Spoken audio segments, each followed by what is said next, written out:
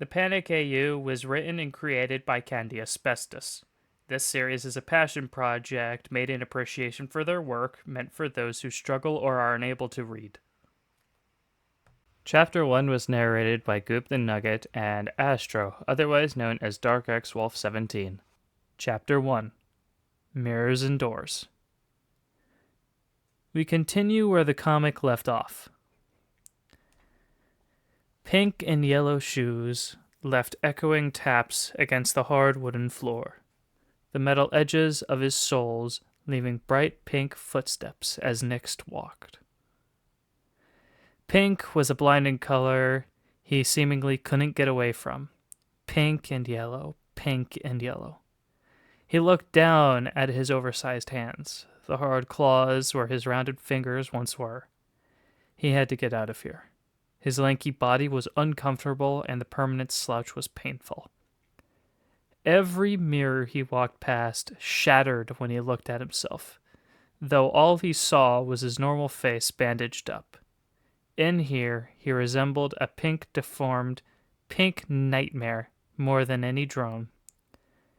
It made him glad he couldn't see it for himself right now. He was lucky, though. After all, he was just dreaming right now, right? A lucid dream. Yeah. The halls of the manor were familiar at first, but as he continued to walk, he could only find crooked and shattered doors he didn't recognize in twisting hallways that went on forever. Every door he opened led to either a pitch-black void or memories he wished to forget, a lot of them with his sister. Most of these memories just had him slamming the door shut as soon as he saw what was inside. The blinding yellow shine that sin always had was smothering to his eyes. Door after door resulted in nothing of help. Mirror after mirror shattered, and hallway after hallway just repeated with every turn he made. Nyx stopped in the middle of what felt like his 100th hallway, looking behind himself to see the endless tunnel behind him of doors and broken mirrors. He looked ahead, more doors and mirrors awaiting.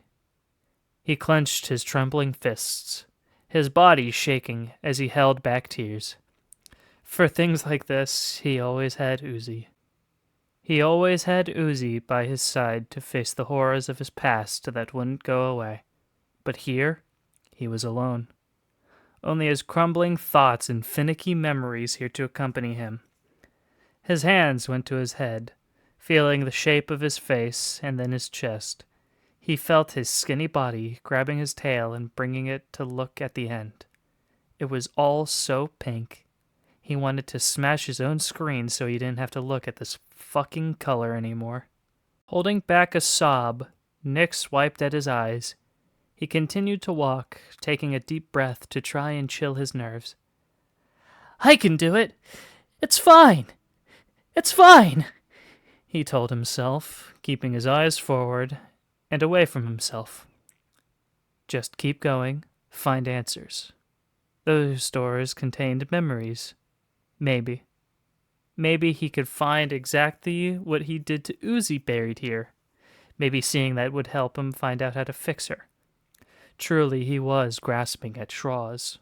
His head hurt every time he tried to remember, though. Only being able to recall his own screaming and the visually searing yellow that sent him into a frenzy. Whatever happened, whatever he did, he ruined everything again. He was good at that, it seemed. Truthfully, he didn't know why V was still sticking so close. Maybe it was because she would just get blamed with him. I mean, the only two disassembly drones in the entire bunker, and the worker dating one of them goes missing. Honestly, it wasn't hard to point fingers.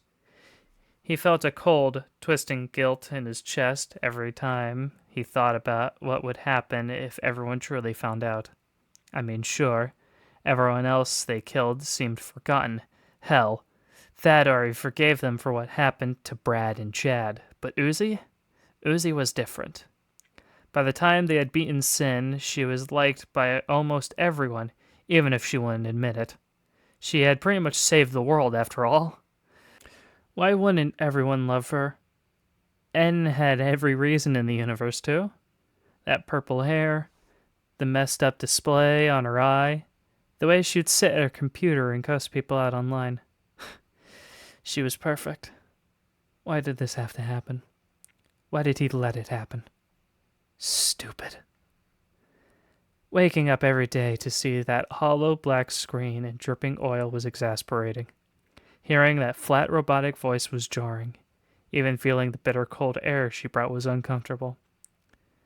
He wanted to fix Uzi. He wanted to fix her and bring her back and forget any of this ever happened before anyone even found out what he did.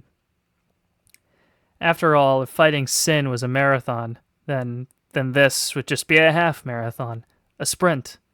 He just wanted it over with. His impatience was showing as he opened doors faster and faster. He started skipping them, starting to run down the never-ending hallway. He never got anywhere, even as he opened his wings and took off flying. Doors, doors, doors, doors, doors. Nix gave a frustrated yell, looking behind himself once again while he soared through the hallway. A suffocating tunnel. That's all this was. He turned his head back forward, his eyes widening and a scream ringing out as his body smacked into a floating mirror. It shattered upon impact, Nix sent tumbling to the floor and rolling across the wood until he hit a wall. His head knocked back against it, a pained groan coming from him as his spinning vision cleared and his hand held his head. He looked up at what he landed against, the end of the hallway. Tessa's bedroom doors. He scampered away from the doors, scrambling to his feet as he stood up. The doors were so much larger than he remembered, the chiseled Victorian framing of wood and plaster only making him feel itchy with the unsettling memories. As much as he liked Tessa, he hated her room. The smell of chemicals, always strong from her bleaching hair to use for her drones. The faint twinge of blood always hit his sensors too. She was fun with all the drones, but the way she acted with humans was just a reminder of how poorly her parents treated her. They never taught her how to be a normal person with anything other than talking plastic and metal. Nick stared down at the doorknobs, his hands clenching and unclenching, his hands squeezing with anxiety. He reached out, grabbing the vertical handle and pressing down the lever mechanism with his thumb. The door creaked as it opened, the pink and purple hues of the manor he was just in all vanishing as he stepped into the room. Inside, it was just how he remembered.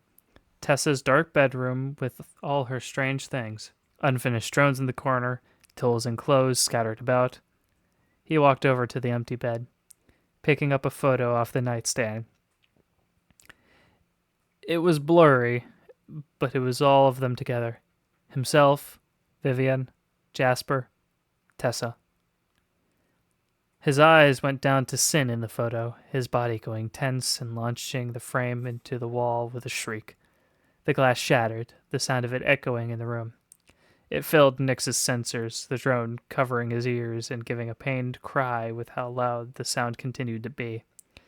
It rang in his plastic and metal skull, his very core vibrating with the sound until it all came to an abrupt stop.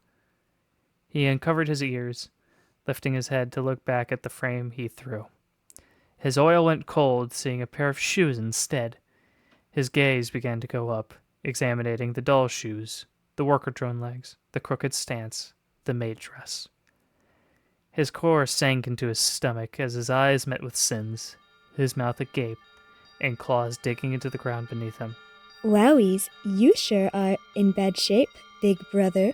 That familiar voice spoke out. This really was a nightmare.